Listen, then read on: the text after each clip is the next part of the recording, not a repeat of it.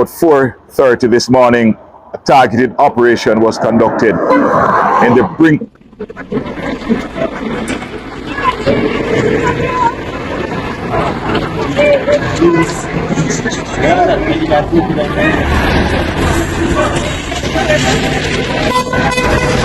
During the search, one premises was searched and a .44 Smith & Wesson Magnum was found inside the toilet tank, along with one live round.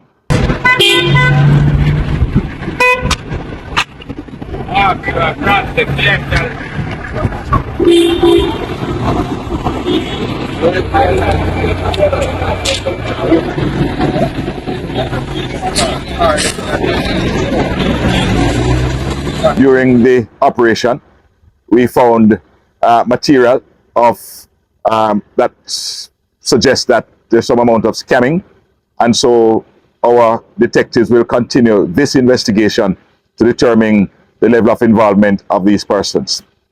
We continue to remind the citizens of this parish that we will be relentless in our efforts to rid the streets of illegal firearms and to arrest persons who are involved in criminal activities in this area. 11 a.m. today, Saturday, April 20th, 2024, the police managed to clear all roadblocks that were mounted along major thoroughfares in the Spanish Town area.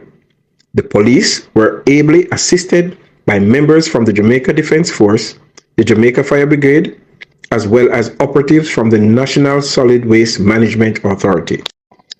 During a number of public order activities, 22 persons were detained and transported to the Spanish Town police station. One of those persons who were detained is a person of interest in a murder committed over 2 years ago, and another person is a person of interest in a recent shooting. Members of the security forces will continue to maintain high visibility presence in and around the Spanish Town area. We appeal to law-abiding citizens to cooperate with us as we ensure that the area is safe so that citizens can go about their lawful business. The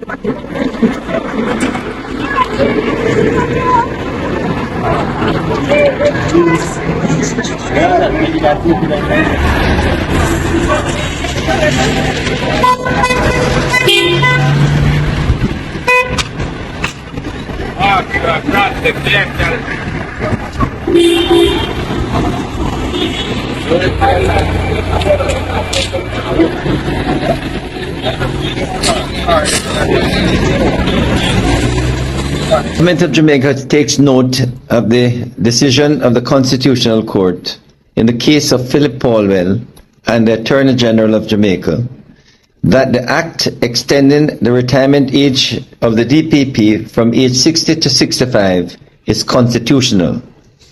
The government, however, takes note that the application of the Director of Public Prosecutions to extend her tenure provided under the Act to age 65 has been ruled unlawful. The Government of Jamaica does not agree with this part of the ruling of the Constitutional Court and will instruct its attorneys to ask for a stay of execution and immediately appeal the ruling. Instruct them to release the names of the entities that have entered into contracts with the TAJ for the lease of properties, one in St. Mary and one in Mandeville. $400 million of taxpayers' funds have gone into those two entities for two locations which have not been occupied. The TAJ has unlawfully, improperly used a section of the Data Protection Act to prevent the public from finding out what those two entities are. The minister must instruct them to release those names. It is in the interest of transparency and good governance. Taxpayers have a right to know who their monies are spent with, who contracts are awarded to. And I want to go further than that.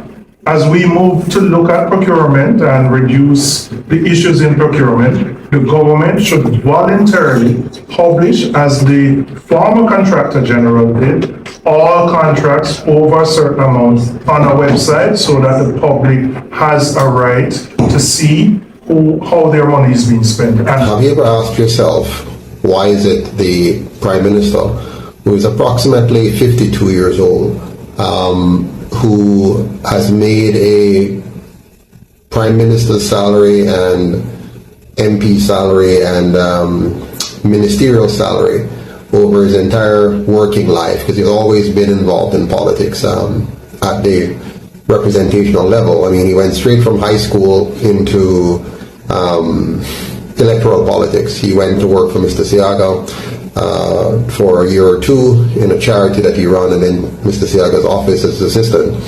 And then he went straight into being an MP, with no experience, no real work experience, no nothing. But he became an MP. And he has been in that all his life, and his wife is an accountant. No, I have nothing against them personally. I'm just trying to ask you a question here.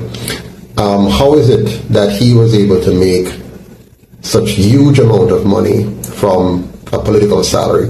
And yes, we're told his wife was involved in investing. Well, a lot of the investments are in his name and his son's name, in massive properties, huge properties, hundreds of thousands of dollars and hundreds of millions of dollars in property value.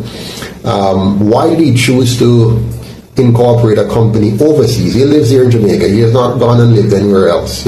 I have lived overseas in Canada and come back to Jamaica. He has always lived here. He has been a part of Jamaican politics for, some 30 years or more. Why do you see it fit to set up companies outside of Jamaica in tax haven areas where apparently he would want to escape paying the taxes here that he puts for us to pay, that he's a part of the governance structure that says this is the taxes that we are supposed to pay. This is how he wants us to set up companies here in Jamaica and the rules that we're to follow here in Jamaica. Why would he want to set up his company to own and control his properties outside of Jamaica when he's the Prime Minister of Jamaica? Why would you want to do that? Now, that should cause you to be very concerned, because these offshore companies and having accounts offshores and having the house you live in, the very house that you live in, is not in your name, but is in a company name that you incorporate overseas. Why would you do that as Prime Minister? I mean, I can understand any well-thinking, wealthy Jamaican would try to find ways to minimize their taxes and plan to optimize their tax position. But if you are the government, if you are a part of the government, a very significant part, Prime Minister even, a member of the cabinet even, prior to that, a minister of government, you're a part of the structure, a part of the system that makes the rules and the laws. Why would you, as Prime Minister, want to have your house, your properties, your rental properties, or your business developments, why would you want to have an overseas company, an offshore company, own and operate or control those assets? Why wouldn't you have confidence in your own country to put all of your investments here, because you know what a great job you're doing, and you're very patriotic about your country, and you're a part of the structure that makes the laws of this country? Why wouldn't you want to have all of your assets here in the country that you are influencing, that you are directing, that you are building, as you say? Why would you have less confidence in that and why would you not want to pay the same taxes that you are forcing us to pay? Because if we don't pay it, you can lock us up or take away things and whatever. So why wouldn't you want to do the same thing? Well, I guess it's clear. One set of rules for you and a different set of rules for the rest of us. You have no confidence in the tax system here. You have no confidence in the governance here, and so you want to have your business domiciled, incorporated somewhere else to maybe avoid the taxes here and avoid whatever it is that you don't like about this country. You want to avoid it, and that's why you go overseas. Now, every Jamaican should question that and ask themselves the question, why would I want to vote for such a person to be my Prime Minister? have you ever asked yourself, why is it the Prime Minister, who is approximately 52 years old,